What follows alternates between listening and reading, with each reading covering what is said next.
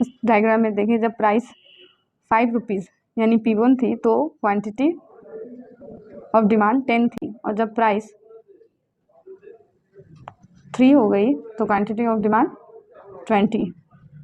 Means ये represent कर रहा है कि प्राइस के इंक्रीज होने से यानी प्राइस के बढ़ने से डिमांड 20 से 10 की ओर स्विच हो गई, यानी एक कॉन्ट्रैक्शन, डिमांड की कॉन्ट्रैक्शन को रिप्रेजेंट कर रहा है, यानी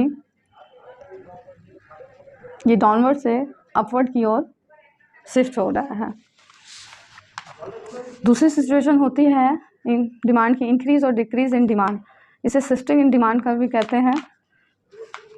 Leeds to shift in demand curve caused by factor other than price of that commodity. Means जब भी डिमांड में इंक्रीजिंग या डिक्रीजिंग अदर फैक्टर्स के कारण होती है, like taste, income, substitute goods, future expectations की वजह से, तो उसे इंक्रीजिंग और डिक्रीजिंग डिमांड कर्व कहते हैं। Increase in demand curve when price is constant, जब price constant, consumer income, taste, fashion और other things get change, that is increase of demand.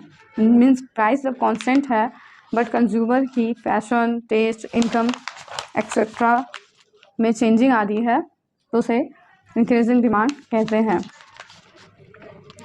इस डायग्राम में देखिए, जब प्राइस 10 है मीन्स कांस्टेंट है, बट अदर थिंग्स में यानी इनकम में चेंजिंग आने से डिमांड में जो चेंजिंग आ रहा है 5 से 10 की ओर डिमांड शिफ्ट हुई, यानी डिमांड कर्व ये देखिए, पहले डी थी, फिर डी से D1 की ओर शिफ्ट कर गई।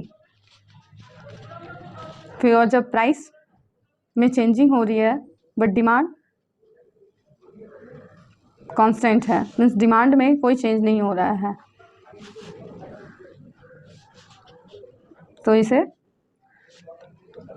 इंक्रीज इन डिमांड को रिप्रेजेंट कर रहा है। Decreasing demand when price is constant, income decrease, taste and other things due to demand also decrease, that is a decrease of demand. Means जब price constant है, ये वाली डायग्राम, बट अदर थिंग्स के changing के कारण demand में changing आ रहा है।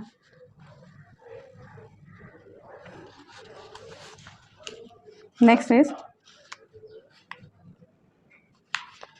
यहीं पे ये मैंने डायग्राम के थ्रू रिप्रेजेंट किया है क्वांटिटी ऑफ डिमांड, और जब डिक्रीज की सिचुएशन में ऐसा डायग्राम होगा। जब प्राइस कम हो रही है 10 से 5 से, तो डिमांड ए से बी की ओर शिफ्ट हो रही है, और जब प्राइस कांस्टेंट है तो डिमांड बी से ए की ओर शिफ्ट हो रही है, means less demand. Same price में डिमांड कम हो रही है, और जब प्राइस में कम हो रही है पर डिमांड कांस्टेंट है।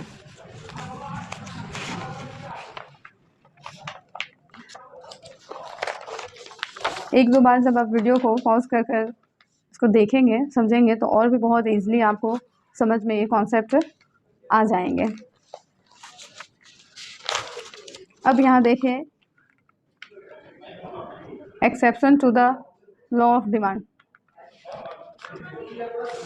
तो क्या एक्सेप्शन केसेस होते हैं डिमांड के, तो यहाँ पे है accepted rise in future price, expected rise in future price, means भविष्य में कीमत में वृद्धि की संभावना, यानी फ्यूचर में किसी चीज़ की जब कीमत में, प्राइस में होती है कि हाँ ये चीज़ की प्राइस डिमांड, तो उस चीज़ को हम स्टोर कर लेते हैं, तो वहाँ पे लॉ ऑफ डिमांड फुलफिल नहीं होता। इग्नोरेंस ऑफ कंज्यूमर, मतलब जब किसी कंज्यूमर को किसी चीज़ की, मतलब कोई चीज़ खरीदने जा रहे हैं बट उसे ज़्यादा कीमत पे ख़रीद लेते हैं, फिर बाद में उसे पता चलता है कि ये चीज़ का प्राइस तो बहुत ज़्यादा है दूसरे किट में, तो ये बहुत कम कीमत पे मिल रही है, तो इसे इग्नोरेंस ऑफ कंज्यूमर कहते हैं।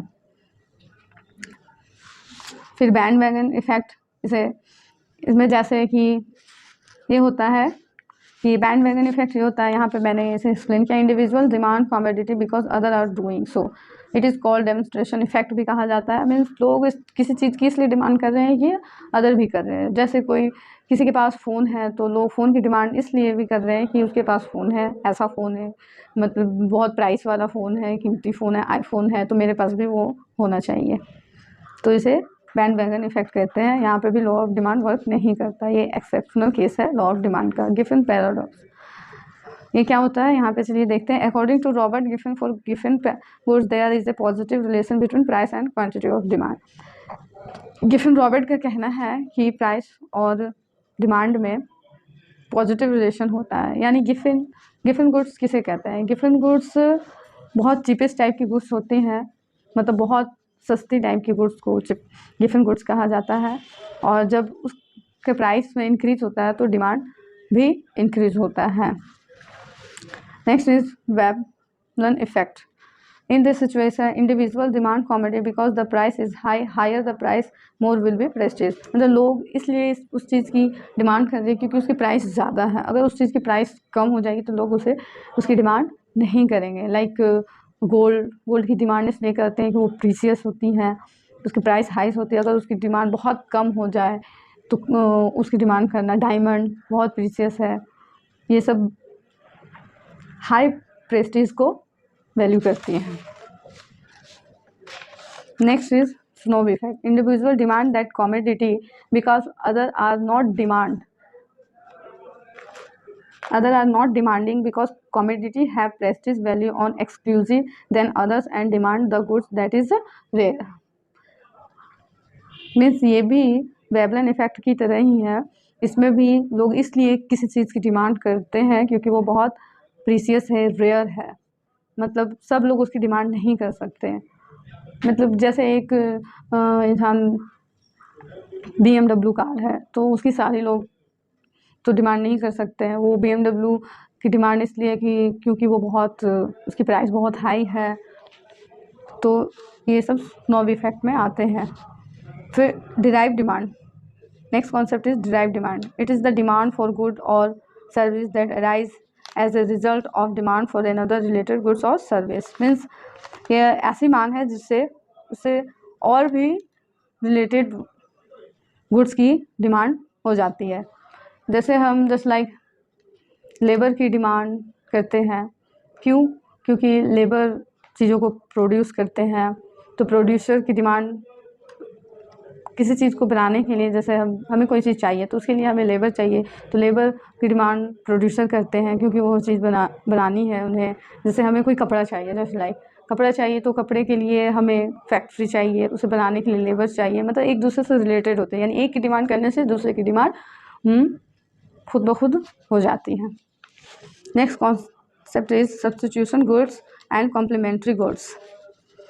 Substitution goods are independent to each other. जैसे टी और कॉफ़ी, ये दोनों एक दूसरे से अलग हैं,